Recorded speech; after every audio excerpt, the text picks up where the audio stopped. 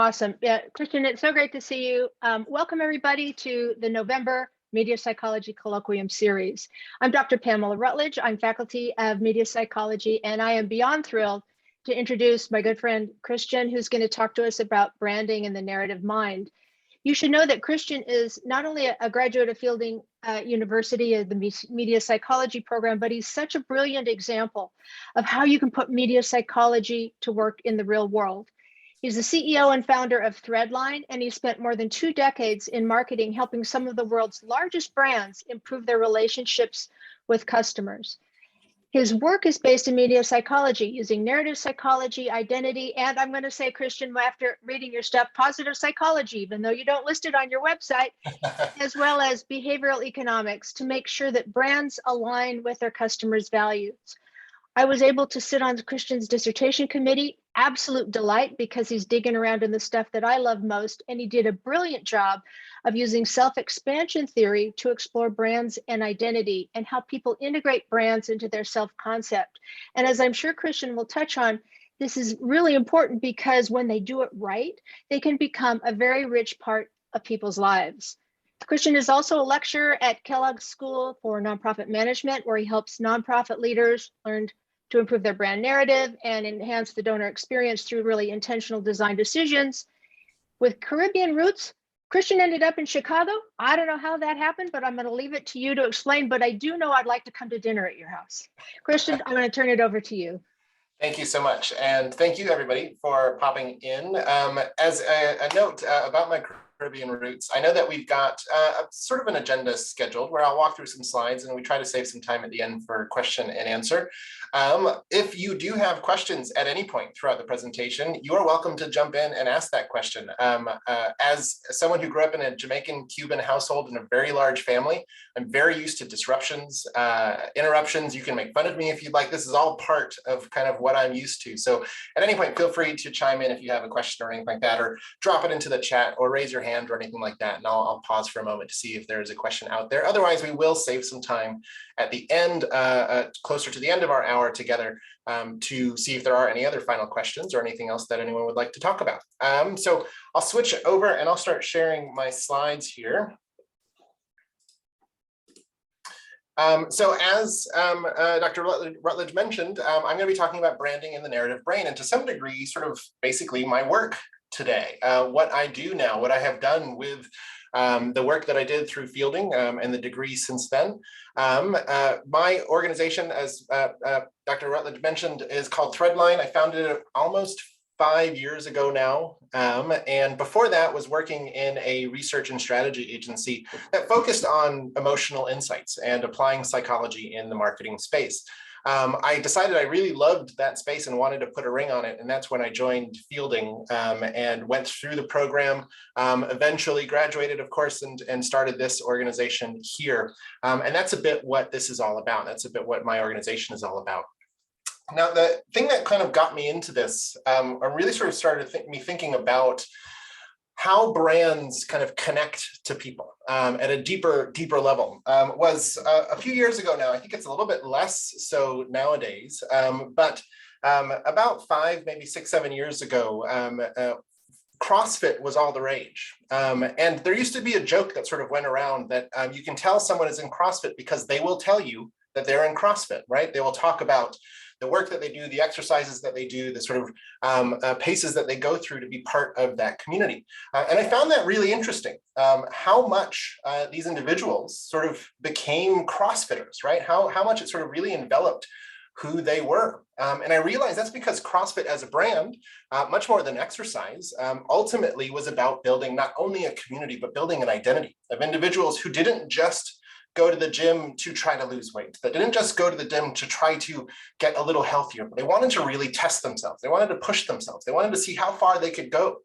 They wanted to feel like different people compared to the rest of the world that went to the gym. And I've seen this happen over and over again from clients like Harley Davidson, who would have customers that would tattoo their logo on themselves. Coca-Cola, that is a part of people's memories from childhood all the way through. And I started to realize that something more happens when brands do this really well. And when they do that really well, as Dr. Rutledge sort of started to hint at there, they stop talking about the brand as mine, right? Typically, when we purchase something, when we start to engage in a brand, when we start to consume the products or services that that organization produces, we will talk about my iPhone, we will talk about my laptop or my car, the services that I own, the things that I do with that product. It becomes sort of very external to the self in many regards, right? When we first start engaging with these sort of products and these services, it is a very sort of distant relationship. But something interesting starts to happen when you start to hear individuals talk about the things that they love, the brands that they're most loyal to. This language shifts from something that is mine to something that is me, right? I'm an Apple person. I am a Nike person. This is who I am. And we started to realize, both in the research that I've done professionally, as well as some of the research that we've dug into academically, is that people really start to integrate these brands into their lives. They start to become a part of who they are. And I found that truly fascinating on so many different levels. One is we often don't think about brands in that way. We don't think about brands being a part of who we are. We often try to, I think for our own sake, feel like they are separate from ourselves. And even brand managers do the same thing, right? People who work in this career will often think, I'm just trying to become sort of their best friend, but not trying to sort of be part of their identity. But I think once we start to recognize and acknowledge the ways in which brands become a part of people's identity, we start to realize that there are not only very sort of interesting and new opportunities for how we build relationships with consumers, but as I'll talk about a little bit more in depth towards the end of the session, how much more responsibility that puts on marketers to take care of and concern for the identities that they are in fact influencing, the people that they are in fact impacting. Now, when I was doing my dissertation, as Dr. Rutledge mentioned, I started to focus on a theory that really was about trait confusion, or understanding the way people integrate other people into their identity, into their personality. At its base, sort of as a summary, the idea essentially sort of looked at how much ourselves and close others overlapped. When we think about ourselves, we will often sort of overlap those most close to us, a spouse, a partner, a significant other, a close friend. They will overlap with our sense of self a great deal compared to, for example, the mailman that we might see occasionally and chat with and become friends with. We won't have very much overlap between the two. Now, the research is really important because when it comes to social interactions, when it comes to relationship building with others, when my partner experiences some success or some reward, some enjoyment, some sadness, because of how much overlap there is, I will sometimes feel that experience as if it were my own.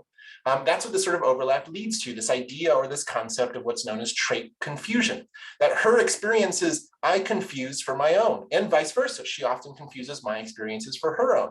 Of course, not necessarily at any sort of rational level. I don't necessarily believe that the things that she accomplishes in her life are my accomplishments, but I feel them. I feel pride in them. I feel happiness in them. I feel sorrow in them. And I feel those more because of our overlap.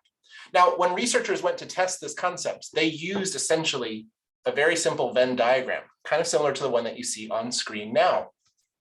This Venn diagram asked individuals to consider themselves to be one circle and some target other to be the other circle. And they would measure in different types of relationships those individuals had, how much they would overlap these two circles. What they realized is that those that were closest to us had a greater sense of overlap. And those that were to some degree distant or more like an acquaintance to us had much less of an overlap or no overlap at all. And this is the way that they measured that. This is one of the ways that they could identify how much trait confusion there was between the self and some target other. I call this out because what I did during my work and in my dissertation at Fielding was to see if this applied to the way we relate to brands. If we would overlap brands with ourself, if we were to use this very same sort of model, and instead of the other, we actually replaced it with the brand. And we asked individuals to identify their favorite brands, to identify, what brand they're most loyal with, and ask them a series or a battery of questions about how long they've been using it, how frequently they use it, those sorts of things. And what we found is a strong correlation between the length of time and a little bit of a correlation between frequency of time and how much overlap there was between the brand and the self. And this started to kind of confirm some things that we've been thinking at my own organization and in this field that I work in, where people really do start to integrate the brand into themselves. They really start to feel as though the brand is a part of who they are. And if the brand succeeds, they feel a little bit of that success as well. Ultimately, like I mentioned earlier, their identity consumes that brand. Their identity kind of starts to overlap with that brand a great deal. So when we think about who we are, if we think that we're creative, we sometimes think about our Apple devices, for example, or if we think that we're going to be, like myself, middle-aged, half marathon runners, we think about our Nike gear that we've got. We start to connect those things to each other and we start to integrate those things with each other. And so that is sort of really at the heart of what the research that I conducted did. Now, when I start thinking about this with the work that I do here at Threadline, one example comes to mind. I didn't work on this example. This is an example from a long time ago that I wanted to share that demonstrates what really happens when you do this well. If anyone knows, of course, Southwest. And I want you to actually think back, if you can, back to Southwest around the time of September 11th, the attacks on the US. At the time, the airline industry was suffering a great deal. Everyone was essentially losing money, except for Southwest. Southwest was still in the black, as they say. They were still actually profitable during that time. And one of the really interesting sort of stories emerged around Southwest at that time, which was about the way their customers responded to the brand during those events, during the aftermath of 9/11. At the time, Southwest started receiving letters from their customers. And in the letters, there would be notes that said, I hope you all are surviving these difficult times. I hope you are getting through these challenging times, things like that. But more than the letters, the customers were including checks to Southwest. Checks that weren't for any particular ticket or benefit or value that Southwest would provide. They would include the check and say, just in case you need it, just in case you need to stay afloat. Now, there are very few organizations I think most of us have in our lives, if any, that we would be willing to basically give up our hard-earned money to see that that organization survives. But these customers were. These customers wanted to see Southwest survive because to them, Southwest wasn't just an airline. Southwest was a part of who they were. Southwest and the way that it operated, the customer service that they focused on, the experiences that they provided, the way that they priced their fares even demonstrated to these customers that they weren't just about taking my money to get me somewhere as efficiently and as quickly as possible. They are about helping me see my grandkids. Southwest cared about me connecting to others, cared about me getting from my destination to another destination where there might be someone I love on the other end. And that really sort of bonded these individuals to this brand, made it something that felt really meaningful and important to the point of not just saying that they love Southwest, but actually sacrificing and giving up their own resources for it. Now, this is, I think, a rare thing to happen. Not many brands will engender this kind of connection or trust or loyalty, but you can get there and you can build a deep relationship that is meaningful to both the consumer and, of course, to the individual. And that's what I've started to apply at Threadline. And I call it, or not necessarily call it, but it draws on the field that I took a lot of time sort of thinking about and studying at Fielding, known as narrative psychology. And if those who haven't touched on narrative psychology quite yet, narrative psychology is a field of psychology that reveals how people use narrative structure to make sense of themselves and the world around them.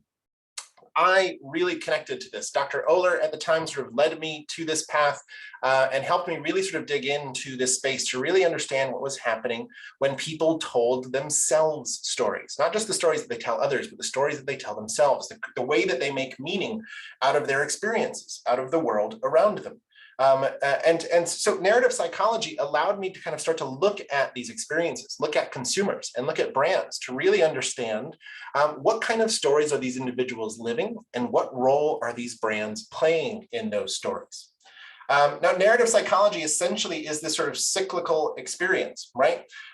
We do things that make sense based on the narratives that we create, and we create narratives that make sense of the things that we do. And we will constantly update and modify and adjust our sort of recollection of our life story. If we think that we're someone who's confident, we will look at experience to our lives and retell ourselves stories of when we had those confident moments. If we think that we're brave, we will look to those brave moments and think about those stories and those experiences. We will draw on those. And then as we engage in life, we will sometimes make choices to try to reinforce those stories, to try to sort of live up to those stories. And this is sort of the way that narrative psychology works. And when you know this, then you can really understand how to get into and understand the consumers. And so Threadline conducts a series of market research studies for our clients using narrative psychology at its heart to really understand the stories that consumers are telling and what those stories mean to them.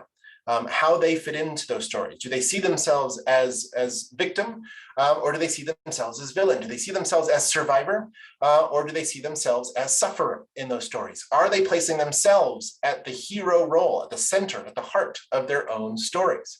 And one of the things that I sort of universally tell my clients as a result of this is that when you start to think of consumers in this way, the thing that you very quickly realize is that your brand is not the hero.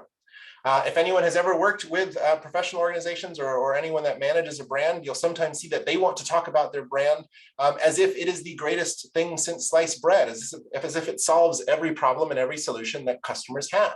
But that's a mistake, I think, because when the manager, when the brand manager, when the marketing team makes their brand the hero, I believe it leaves very little room for the customer to be the hero, for the consumer to take that role. And so I really sort of encourage organizations and brands not to try to take the role of hero, but try to help that hero transform, to help them overcome some barrier, some challenge, some issue that they're facing, so that they can essentially help the consumer become more of the hero in their own story. When they do this, I don't have a academic sort of backing for it yet, but I call it the hero's paradox. Is that when brands help consumers be more of the hero in their own lives, those brands become heroes to consumers. They become the things that consumers love. They become the things that those consumers want to connect to and become integrated into their lives. Now, when we look at the world of branding and the field of marketing, we have seen a sort of shift, an evolution, if you will. Originally, it was all about basically product and product attributes. And we saw this first shift where it moved into experiences. What is it like to use this thing? What is your experience like at this hotel? What is the unboxing experience like? And brands and organizations really started to focus on experiences.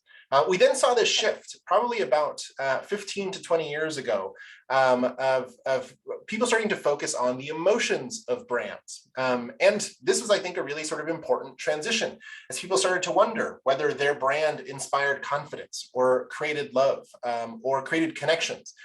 It was around this time that I think brand managers really started thinking about psychology, but not necessarily knowing what to do with it all. They would unpack and reveal and try to identify all these sort of emotional elements to their brand, and then pick one and decide that's what we're going to run with. And then very recently, I think we've seen this sort of a shift or this evolution to brands as stories. And that's to some degree where we are today, that people talk about the importance of brand story and the stories that you tell and the experience that you have as a story. And I think this is important. I think this has been an important shift, but that has very much been a sort of communication perspective or an experiential perspective, that we think about the kinds of stories we tell, whether those stories are going viral, whether we can connect with an audience in some deep, meaningful way through some emotional story that we have. And I have really sort of thought about how we can push this even further for the brands that we work with. How we can think about not just the stories we tell, which is the stories that brands tell the world, or the stories that people tell each other that allows some of those videos or those campaigns to go viral. But if we focus on the stories people tell themselves, then we can really start to see a new opportunity for brands to improve not just the things that people do, the problems that they have, but the way people feel about themselves, the way they think about who they are, the way they resolve some emotional or psychological tension that they might be facing. And this can feel, I think, to many pretty sort of highfalutin, hypothetical, theoretical kind of fluffy stuff, right? When I start talking about the way brands can actually help people feel as though their mental health has improved, but I think it's true. And I think there's research to back it. If we can improve the way brands fit into people's lives, we might find that they can actually transform those lives for the better. They can actually help those individuals improve. And this is, I think we're starting to see it from the way people are engaging with social media platforms, with different products, the way that we're consuming those products, purchasing those products. We're starting to see people shift in their relationship, focusing more on the values of those products, the values of those brands, supporting organizations that they feel hold up those values, or whether you call it cancel culture or not, trying to avoid organizations that reject or go against those values, that we're taking a sort of a more thoughtful approach as consumers towards the kinds of brands and the kinds of organizations we want to engage in, where we want to send our resources. And this is because I think with the sort of shift to stories, and through the lens of narrative psychology, I think we can understand the world as a narrative economy rather than a transactional economy. People aren't just sort of purchasing or consuming brands because of the things that they do. They are engaging with platforms, engaging with brands, consuming products because of the stories it allows them to tell, the things that they can do as a result of supporting that organization, whether it's to themselves or it's to the world around them, right? Starbucks communicates to the world one thing compared to the local mom and pop coffee shop, right? Depending on which cup you're holding in your hand as you get onto the train or you get to work, can tell the world a little bit about who you are and the things that you care about. And the same thing holds true whether you're driving a Volkswagen or a Tesla, or you're driving a Ford. Those brands that we choose when we have the opportunity to choose them allow us to create stories for ourselves and tell stories to the world. And so that is sort of at the heart of what I think about day in, day out, is what if we built brands with people's life stories in mind? What if we thought about the way people want to think about themselves and design a brand to support that, design a brand to reinforce that? We call that at Threadline narrative design.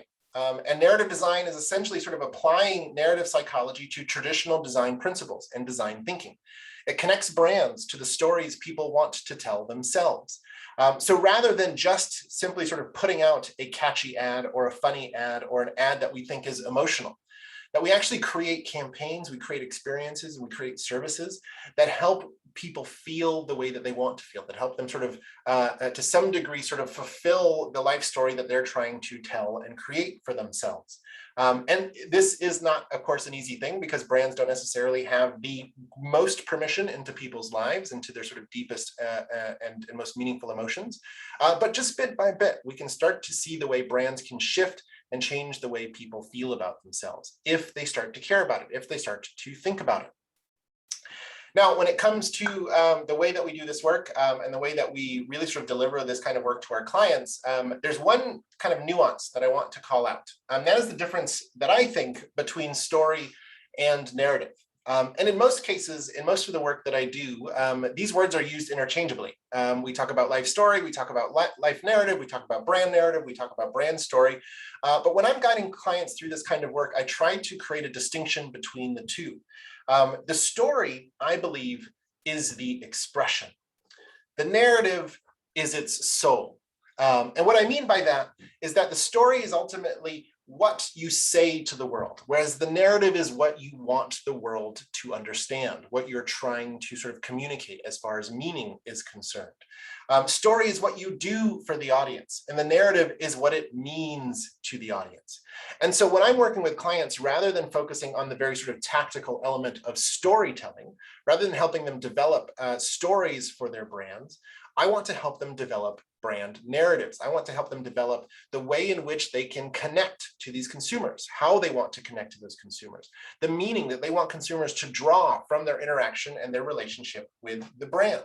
And if you do that, if you get that right, you can then start to build stories. You can then start to create a brand that communicates with the world. So ultimately, designing a narrative is planning a story. They are both integral to when it comes to running and managing brands from a narrative perspective. But if you begin with the narrative, then your story is a lot easier to tell. And I want to share an example of that. If those that are familiar with the marketing space, this may seem familiar. If not, Most brands go through traditionally what is a sort of positioning exercise, it's called. This was started, I think, back in the 1950s or 60s, a positioning exercise, which is about identifying your brand's position in the mind of your audience. And that exercise is ultimately what you see on the left-hand side.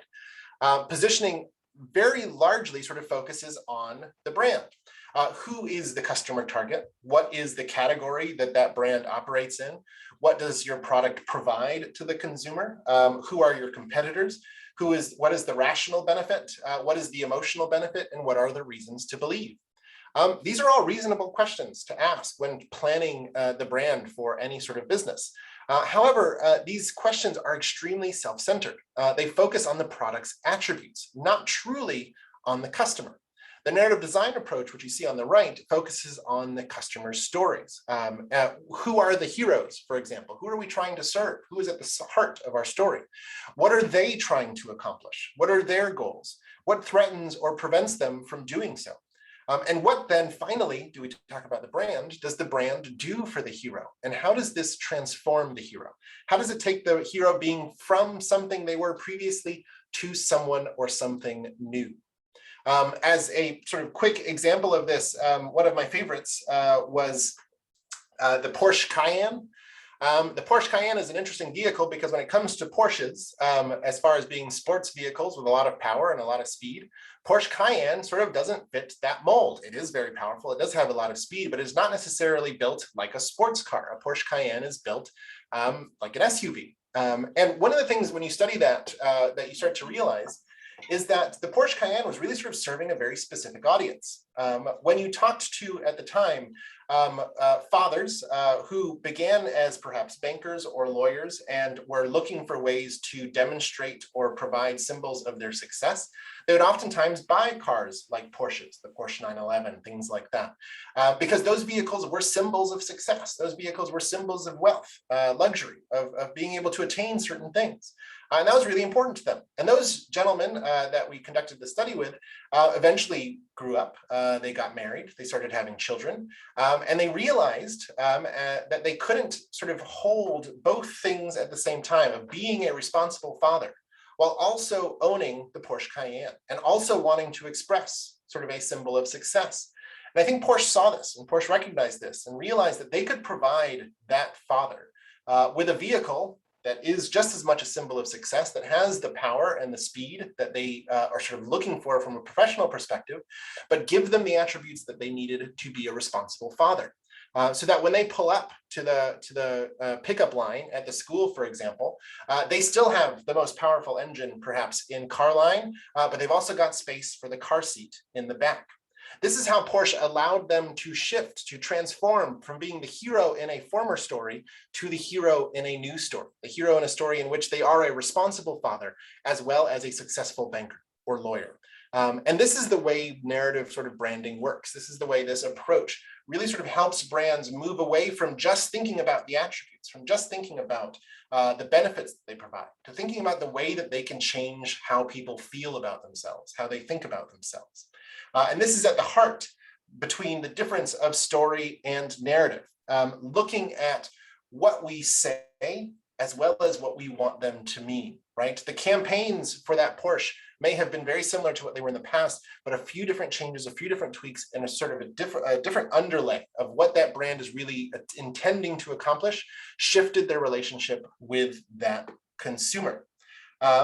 Ultimately, when we do this, it goes from being a story that we give consumers to borrow to a story that we give consumers to own, right? When we create stories that are centered around the brand, we're ultimately just sort of giving them things to tell others about. Oh, I bought this new Apple and it's got these great things to it. But when we create stories for them to own, stories that they can integrate into their own life, it starts to become something a little bit more intimate, something a little bit more integrated into who they are.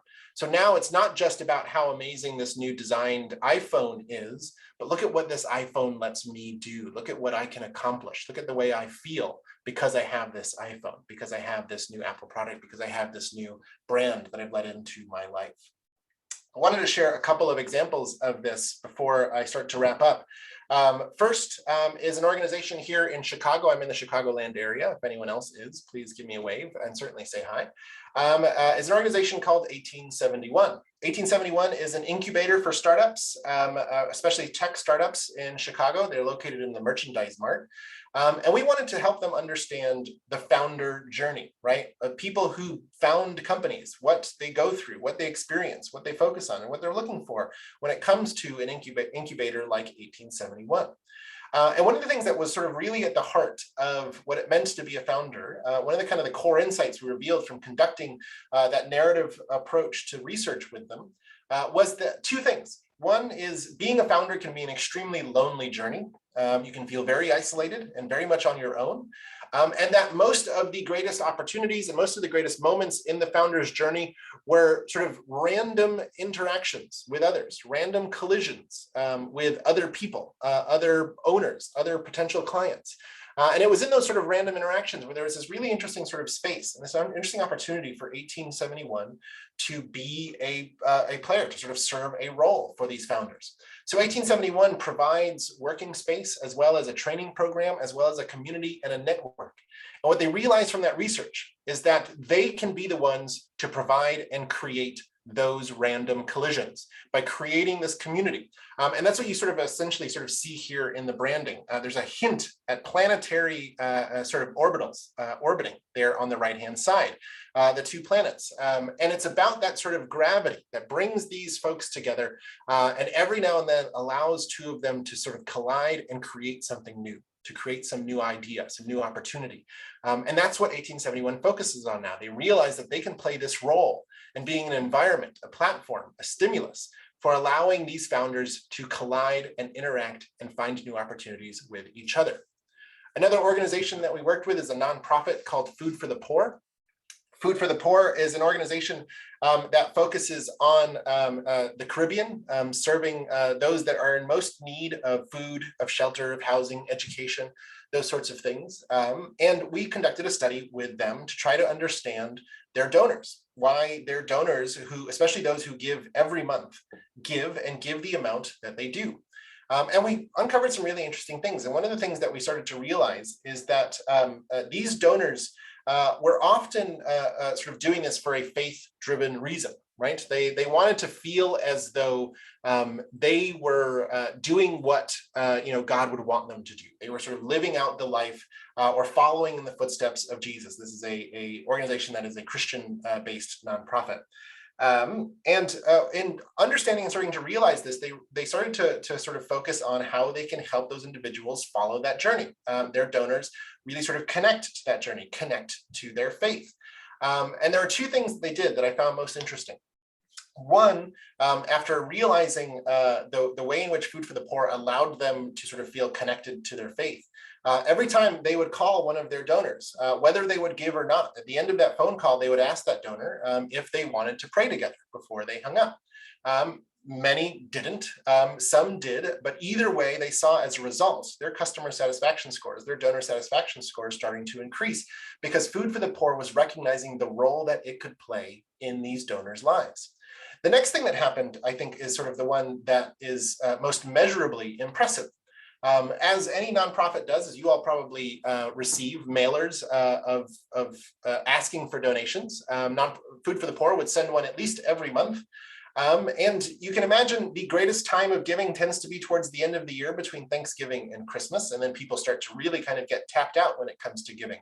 And Food for the Poor would do that. They'd send a mailer in November, they'd send a mailer in December, they'd get great response from those mailers, and then they'd send a mailer in January and get almost no response because people were essentially sort of tapped out from giving. And Food for the Poor, having kind of identified the role that they can play in their customer stories and their donor stories, realized that they needed to stop asking for donations in January. Instead, they needed to show gratitude. They needed to share their gratitude with the individuals to sort of reaffirm the fact that those individuals were contributing not only to the world, but to their own faith. They were contributing to the things that they wanted to do to feel closer to their own gods. And so they changed that January mailer. Rather than it being an appeal, it became just simply a letter of gratitude, a letter of acknowledgement. And they sent that out, didn't send any sort of no direct appeal or anything like that. And previously that mailer would make about $300 some thousand, $400 some thousand in donations as a standard. The year that they sent it out, the first year that they sent it out and simply sort of shared their gratitude with the donors, it surprisingly tripled their response. Just essentially sort of embracing and acknowledging the role that they can play, trying to make that individual, that donor, feel like a hero in their own story, connected that donor more closely to the organization. It inspired them to give more to the organization. And this sort of was sort of the proof point that I needed to really sort of see that when we connect, when we can kind of tie ourselves to individuals' narratives, when we can tie ourselves to people's lives in a deeper and more meaningful way, we not only make them feel better, we actually do better as an organization. We can improve the world as an organization. And so with all of my clients, I will then typically ask when they are going through this work, when they are trying to figure out what they do next, the question that I want them to continuously sort of ask themselves is, what stories will your consumers, will your donors, will your customers be able to tell themselves because of your brand? At the heart, at the very sort of end of it, I believe branding is one of the social sciences, right? It is as much a social science as psychology and anthropology. Branding is something that is absolutely sort of critical for us to sort of double down on and study more. And that's why I do, and that's why I focus sort of in this space. But I'm also sort of really kind of recently pushing harder into really attempting to sort of make branding a more rigorous science, something that is a little bit more academically oriented. One of the problems with my industry is that branding most often is used for manipulation, right? We try to create sexy things and appealing things, and we sometimes make people feel bad about themselves in order to buy the thing that we think will make them feel better about themselves. And that's a problem. I think, as I mentioned earlier, with the impact that brands have on the world, branding should become something more of a responsibility rather than just a job, rather than just a task. And so what I want to see is more marketers trained and certified in psychology to recognize the impact that they might have on their customers, on their audience. There was the recent research that I think Lego just sort of focused on, in which they realized that young boys and girls oftentimes still felt shamed or ashamed of or embarrassed to play with toys that seem to be stereotypically for the other gender. And so Lego has decided to sort of commit to trying to degender their toys, degender their experiences as much as they can so that they don't create that shame. The research that came out of Instagram about the impact that it has on women's and young girls' perceptions of themselves, on body dysmorphia, things like that, on their self-esteem. These are things that I think are really important to not just to acknowledge and say, well, that brand should do better, but to actually sort of approach branding from the perspective of, can we not just do no harm, but can we actually improve people's lives? Can we improve their mental health? And this is where I think branding can go and needs to go. And I'm hoping to help it get there, which is not just to be a sort of tool for an organization to get the word out and to make money, but to be something that becomes a sort of social responsibility, something that is a commitment to the communities in which they serve. Just as Human Resources has focused on equal opportunities, manufacturing has focused on their environmental impact, I think marketing needs to focus on their social impact, on their psychological impact, on the consumers that they serve. And hopefully with this work and more individuals that come through programs like Fielding and others kind of bringing these social sciences, bringing this understanding of what really happens when people engage with brands, I think we can do that, and I think we can change that, and that's my hope at least. So with that, I think we're about 40 minutes in. Those are all the slides that I have. Thank you for sort of putting up with them, and I will open it up to any questions, any comments, anything anyone wants to ask about. Kristian, thank you very much. That was fascinating. Pam had to step away, but Sure. we're happy to take questions from anyone on the line.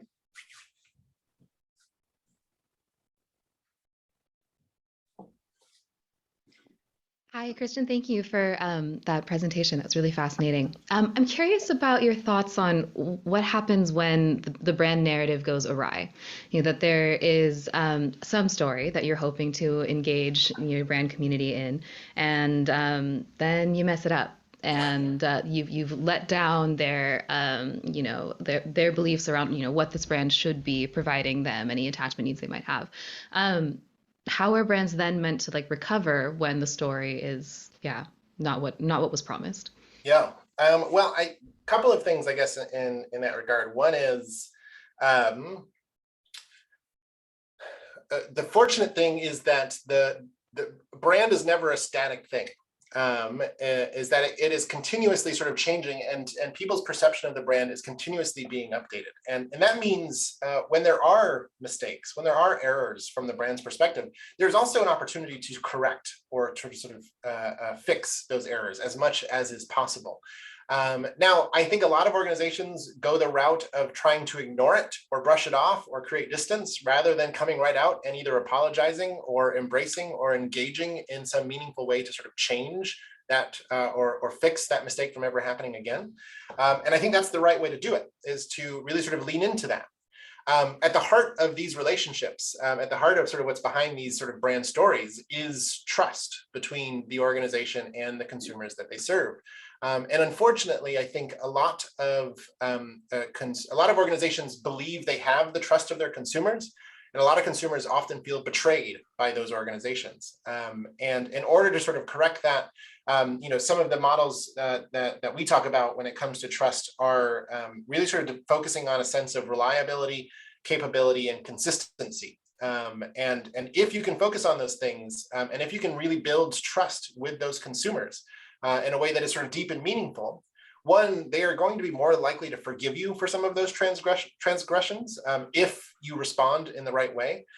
And you're more likely to essentially sort of follow within that space, sort of build a relationship that is positive and nurturing and meaningful, because you are doing so in a way to protect that trust. You're doing so in a way that doesn't necessarily threaten that trust. And that's sort of what's most important about trust. Trust is a social concept.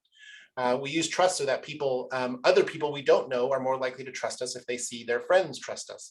And so it's really about sort of protecting that trust at the end of the day. But there is no sort of formula, of course, to it all, but it is essentially about not backing away, not trying to sort of hide the story, but to essentially embrace and then start focusing on how that story moves forward, on how that relationship moves forward with those consumers.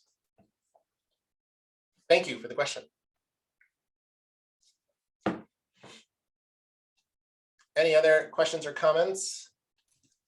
I have a question. Sure. Hi, Kristian.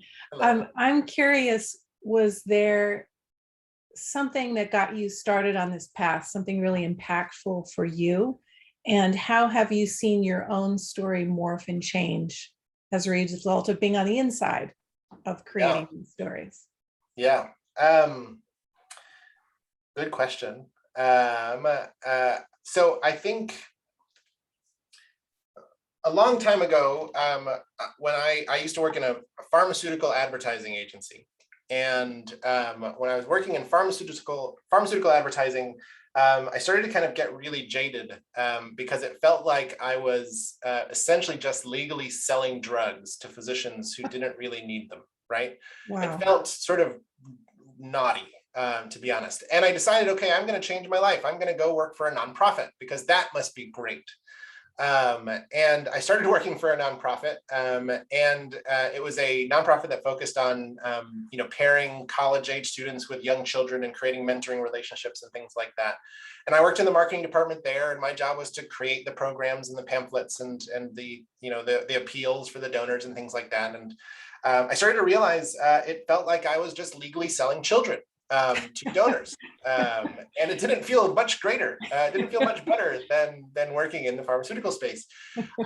And what I realized was it wasn't so much where I was working or what I was working on. It was how I was approaching the relationship between those that we were serving and the organization. And when I switched jobs then one more time, and I started working for the consulting firm that I worked before, Threadline, one of the things that I talked about in my interviews with them and through my career with them was we need to think more about the relationship between the brand and the consumer, the way we think about the relationship between significant partners, right? That we can't just assume they're going to give us our resources if we aren't willing to sacrifice anything. That we can't just assume that they will trust us if we're not willing to be vulnerable as an organization, as a brand to them, if we're not willing to sacrifice on their behalf. And it was in sort of that shift, that sort of thinking about the emotional experience of being in a relationship with a brand, that I really kind of started to follow this thread, and I started tugging on this thread. And that's what led me to fielding. That's what led me essentially sort of to narrative psychology and storytelling, sort of fully, and ultimately down this path. Now, my career at fielding was, I think, a long one. I think it's the longest one you're allowed to have. When I was at fielding, I spent the full time there, all 10 years working on it. And one of the things that I realized in that process and in that experience was, I think many academics get into academia because they want to solve a problem, right? They want to understand and solve some really big problem. And I did too. I wanted to solve branding, essentially. And with the advice of folks like Dr. Rutledge and many others who were on my committee, Dr. Oler, things like that, what I realized was I didn't need to sort of solve the world. I needed to solve this element. I needed to figure out this aspect of my dissertation so that I could then solve the next step. Right, I was trying to swallow the ocean rather than sort of drink a glass of water in my dissertation. And that was sort of the big tipping point for me when I got that advice from the committee, to say, don't solve the world, right? Solve the problem right in front of you. Solve the problem that needs to be solved today. Solve this smaller issue so that you can take the step to the next one. And that was a sort of really transformative moment for me in my academic career, and then ultimately leading to my professional career as well. That's a great answer. I appreciate what you just said about the detail of the self-other relationship. The analogy of like a marriage, it just instantly gives forth a higher level of commitment if that's going to work. Yeah. For both sides. Just as an aside, were you in a relationship at the time this aha moment happened? That you applied? I was, yes. In fact, I had just gotten married. I was a newlywed at that time.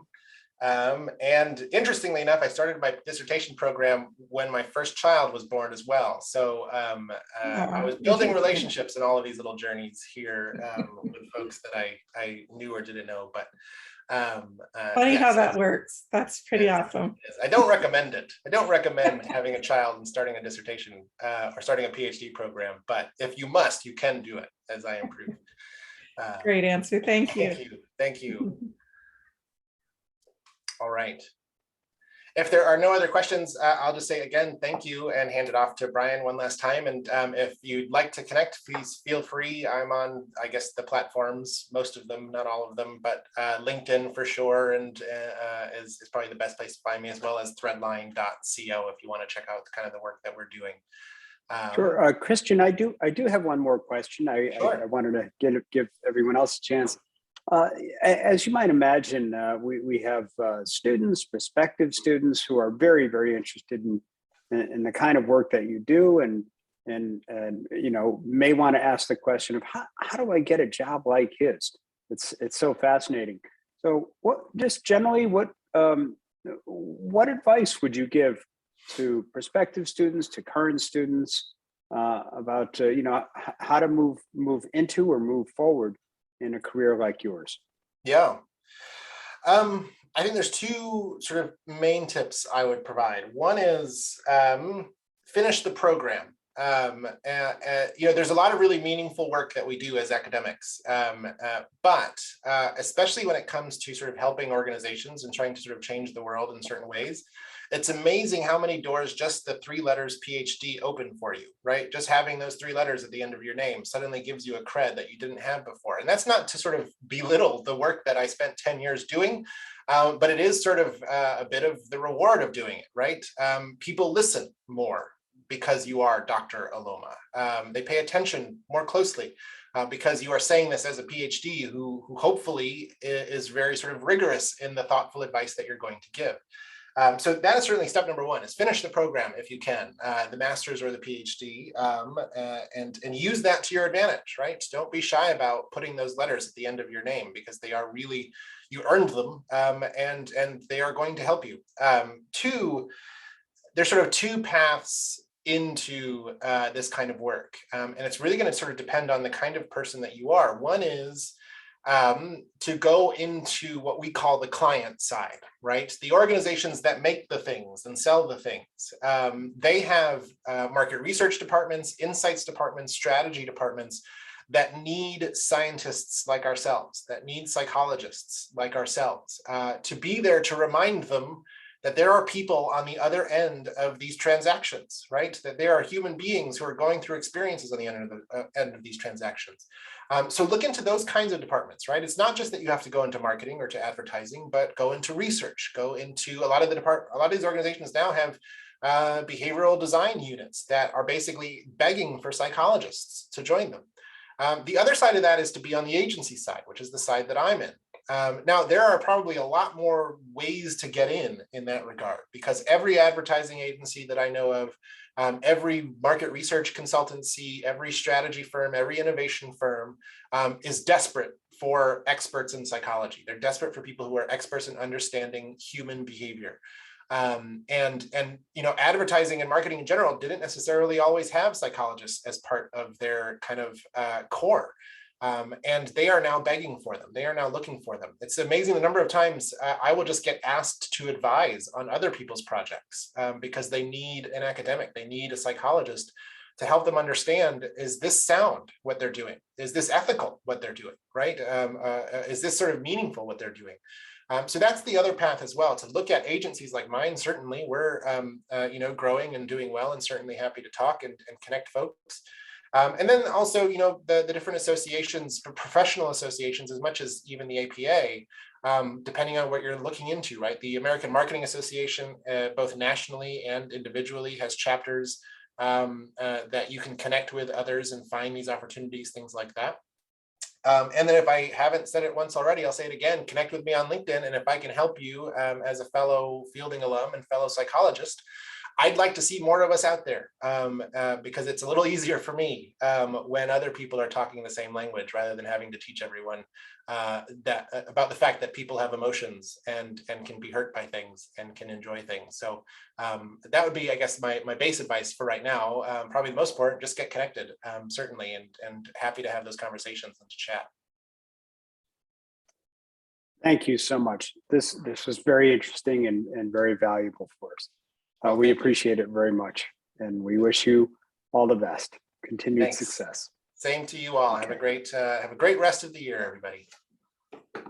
And thank everyone for coming. Bye-bye. Bye. Bye.